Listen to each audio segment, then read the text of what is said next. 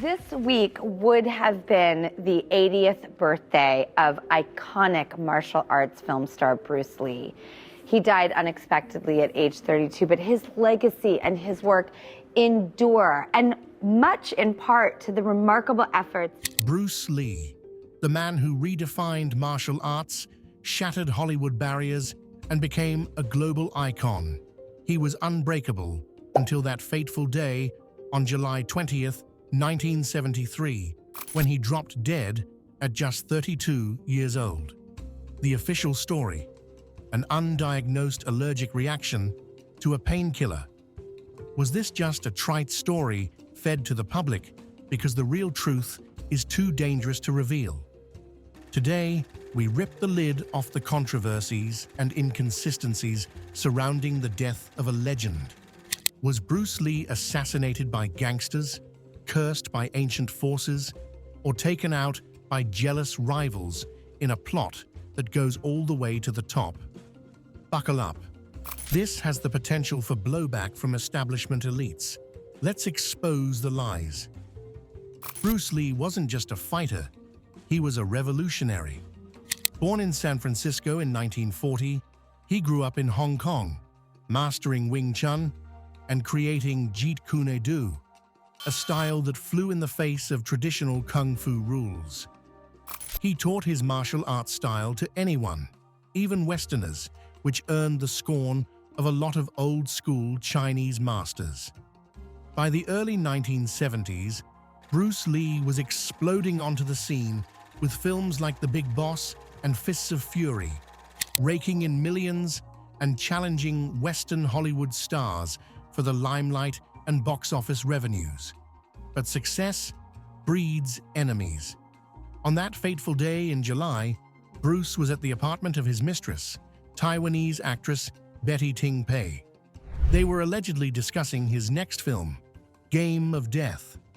When he complained of a headache, Pei gave him an Equagesic pill, a mix of aspirin and meprobamate, and he lay down for a nap.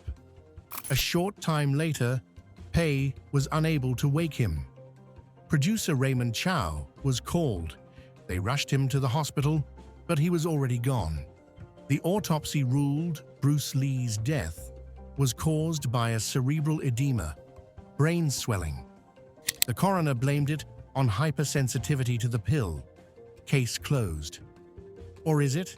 Bruce was in peak physical condition.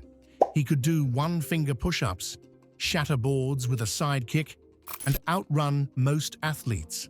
Allergic reaction?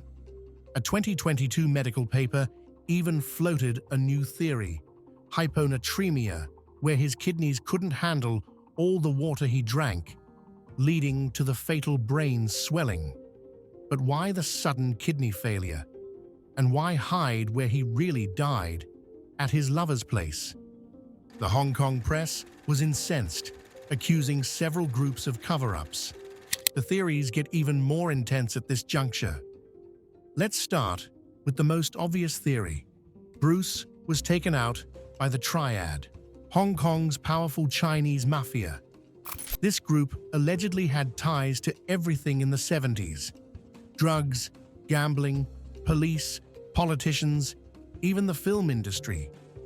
Bruce refused to play ball with them. As a truculent youth, he had unintentionally beat down a mob boss's son during a late-night altercation. In later years, he turned down their shady acting deals, threatened directors with known mob ties like Lo Wei, and basically told the Triad to get lost. Keep in mind that this was an era when there was a section of Hong Kong called the Forbidden City, where even the police wouldn't go, out of fear for their lives. 2 weeks before his death, Lee had allegedly confronted Lo Wei, defiantly refusing to get on board with Wei's underworld-ascribed plans. But it gets deeper.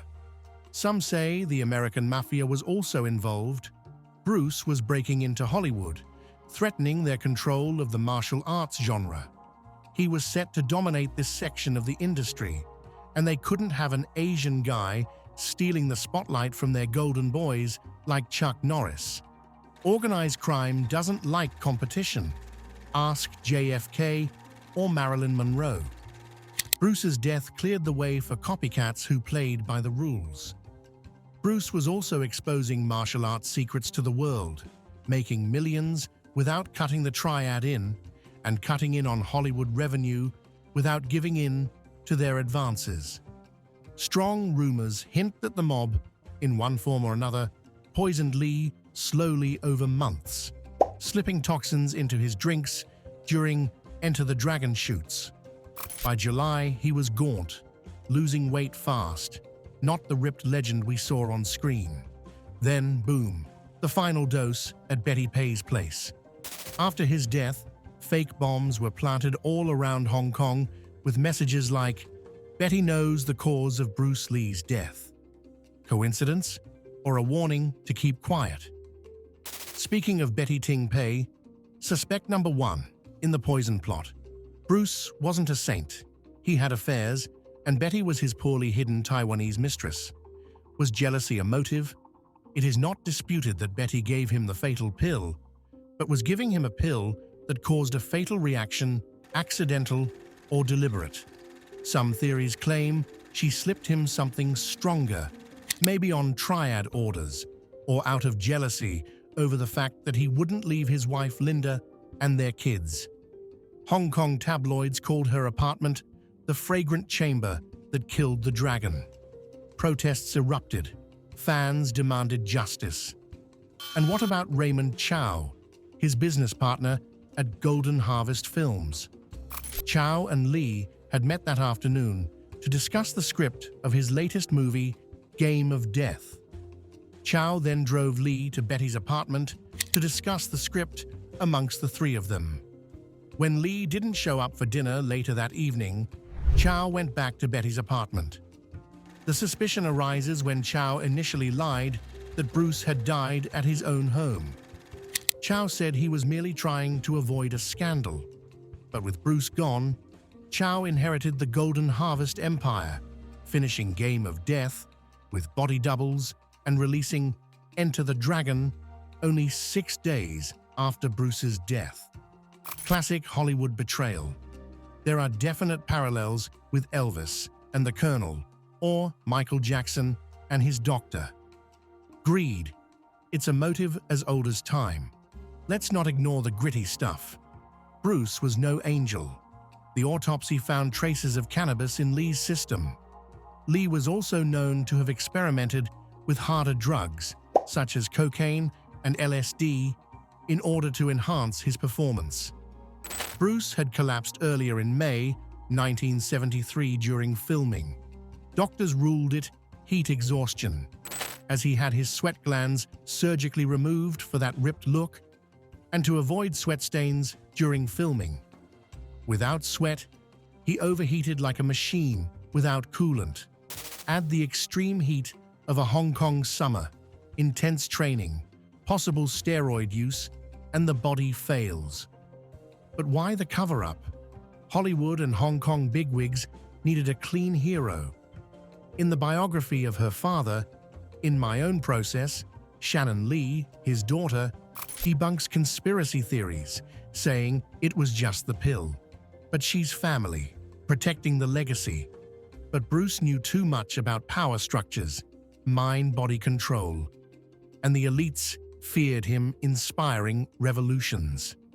The Far East and martial arts have long been associated with the dark arts and the supernatural.